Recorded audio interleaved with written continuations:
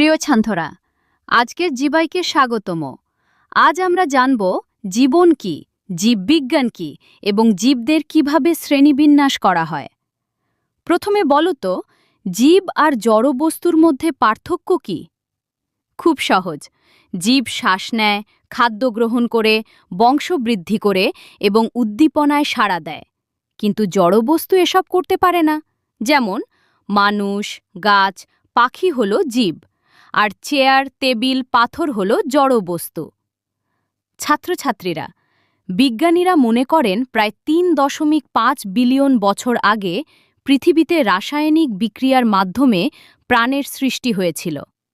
এরপর ধীরে ধীরে নানা ধরনের জীবের উদ্ভব ঘটে। এখন প্রশ্ন হল, এত জীবকে আমরা কিভাবে চিনব? এই জন্যই প্রয়োজন জীববিজ্ঞান। জীববিজ্ঞান হল জীবনের গঠন, কাজ ও বৈচিত্র্য নিয়ে অধ্যয়ন। জীববিজ্ঞানের অনেক শাখা আছে, যেমন উদ্ভিদবিদ্যা, উদ্ভিদ নিয়ে আলোচনা করে; প্রাণীবিদ্যা, প্রাণী নিয়ে আলোচনা করে; অণুজীববিদ্যা, ক্ষুদ্র জীব নিয়ে আলোচনা করে। এখন আমরা জানব শ্রেণীবিন্যাস সম্পর্কে। পৃথিবীতে লাখ লাখ জীব রয়েছে, তাই তাদের বৈশিষ্ট্য অনুযায়ী বিভিন্ন দলে ভাগ করা হয়। এটাকেই শ্রেণীবিন্যাস বলা হয়। বিজ্ঞানী লিনিয়াস আধুনিক ট্যাক্সোনমির জনক। তিনি জীবের দ্বিপদ নামকরণ পদ্ধতি চালু করেন।